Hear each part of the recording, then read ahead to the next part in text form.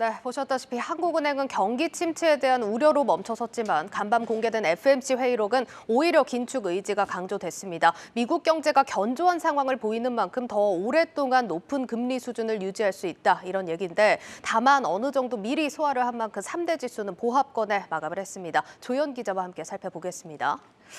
조 기자, FOMC 의사록부터 좀 봐야겠죠. 긴축 의지가 보였다고는 해도 예상했던 것과 크게 다르진 않았어요? 그렇습니다. 0.5%포인트 금리 인상 지지가 있었다는 점 정도만 눈에 띄고 있습니다. 예. 공개된 의사록 요지를 좀 살펴볼까요?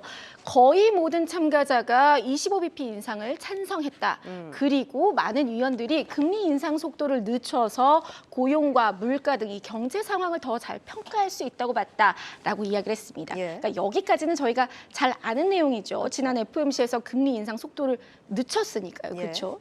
그런데 여기에 소수, 그러니까 a few 참가자가 50bp 인상을 선호했고 이것이 충분히 제약적인 금리 수준으로, 그러니까 5% 이상의 최종 금리 수준으로 빨리 다다를 수 있도록 하는데 지지한다.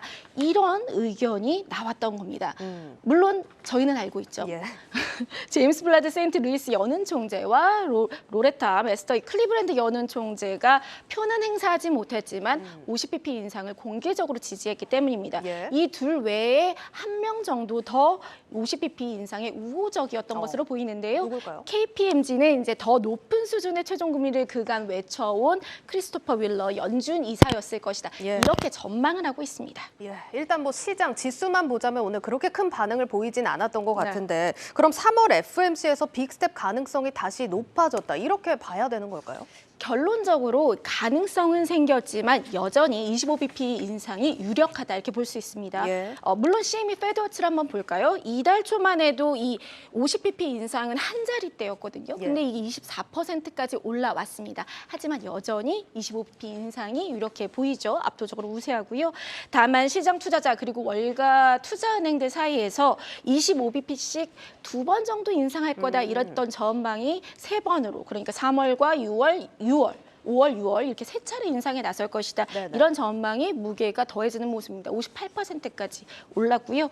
그리고 또 이제 최종금리도 뜨거운 감자인데요. 일각에서는 이 테일러 룰에 따라서 최종금리가 8%에 이를 수 있다. 8%. 이런 전망까지 나오고 있습니다. 알겠습니다. 일단 8%면 생각보다 높은 수치기도 하고 지금 분석들 나온 걸 보면 빅스텝보다는 25bp씩 3번, 그러니까 횟수를 늘리는 쪽에 조금 더 무게가 실리고 있는 것 같습니다. 자, 그리고 경기에 대한 진단도 한번 봐야겠죠. 최근에 월가에서는 뭐 노랜딩 얘기까지 네. 나오고 있긴 한데 연준 인사들 시각은 어땠을까요?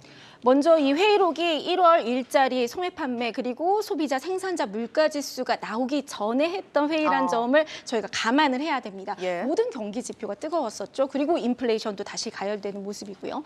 회의록을 보면 일부 참가자들이 올해 경제가 침체할 가능성이 여전히 크다, 이렇게 봤고요. 예. 또 동시에 다른 일부는 최근 지표가 완만한 경제 성장 가능성을 보여준다, 이렇게 이야기를 했습니다. 그러니까 연준 내에서도 경기 전망이 분분하다, 이런 예. 뜻이 되겠죠.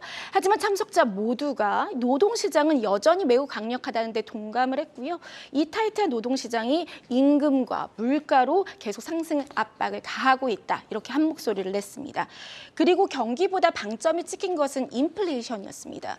그러니까 인플레이션 목표치 2%로 되돌리기 위해서 금리 인상을 지속하고 또 긴축 기조를 더 오랜 기간 이어가겠다는 데에는 모두가 한 목소리를 냈는데요. 또 주가 상승 등 금융 환경 완화도 부분도 연준이 경계하고 있다, 이런 점도 명시를 했습니다.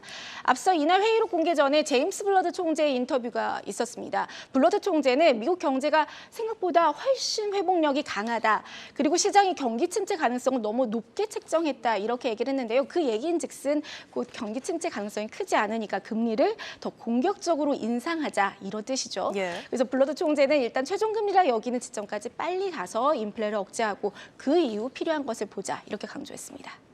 자, 대표적인 매파이죠. 블러드 총재 발언이었다는 점은 좀 감안해서 듣겠습니다. 자, 어쨌든 연초 시장에서는 올해 연말쯤이면 금리 인하를 기대해 볼 수 있을 거다, 이런 분위기에 좀 상승세가 나왔던 건데 이런 상황이면 사실 투심이 위축될 수밖에 없을 것 같거든요. 월가 시각도 궁금한데 어떻습니까? 그렇습니다. 월가에서는 연준 손에는 연착륙이란 카드가 없었다.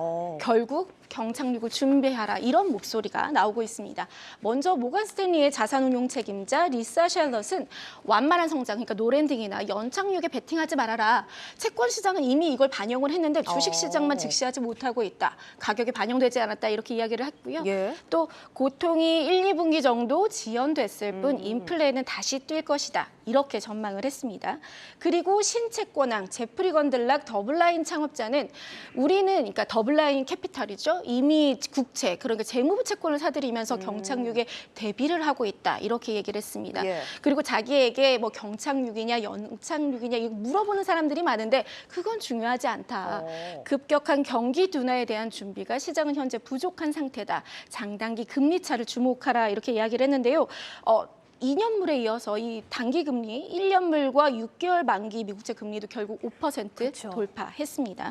그리고 또 마르코 콜라노비치 JP 모건 수석 전략가는 더 좀 구체적인 전망 내놨습니다. S&P 500 지수가 단기적으로 5% 추가 하락이 가능하고 변동성이 높은 기술주는 최대 5에서 10%까지 떨어질 수 있다 이렇게 봤고요. 그다음에 강세론자죠. 톱니는 어떻게 얘기했을까요? 3월 초까지 일시적으로 어려울 수 있다. 예. 그러니까 좀 어렵다는 얘기는 같이 했습니다. 그렇네요. 하지만 인플레 완화에 따라서 다시 증시가 랠리를 탈 수 있다. 이렇게 얘기했습니다. 네, 결국 핵심은 물가라는 겁니다. 또 3월 FMC까지도 얼마 안 남은 상황인데 어떤 경기 지표들 주목을 해봐야 될까요? 네, 당장 이번 주 금요일 24일에 1월 개인 소비 지출이 나옵니다. 연준이 CPI보다 더 주목하는 소비 지표라고 꼽히죠. 예. 그래서 1월 CPI로 물가가 예상보다 빠르게 떨어지지 않는다는 걸 저희가 확인했지 않습니까? 그런데 PCE 상승폭은 또 얼마나 커질지가 관전 포인트고요. 그리고 나서 3월 첫째 주에는 부동산 관련 지표들이 나옵니다. 최근 모기지 금리가 상승을 해서 주택 물가는 하락했을 가능성이 높습니다. 네, 여기까지 뉴욕 증시 상황 체크해봤습니다. 고웨스트 조현 기자였습니다.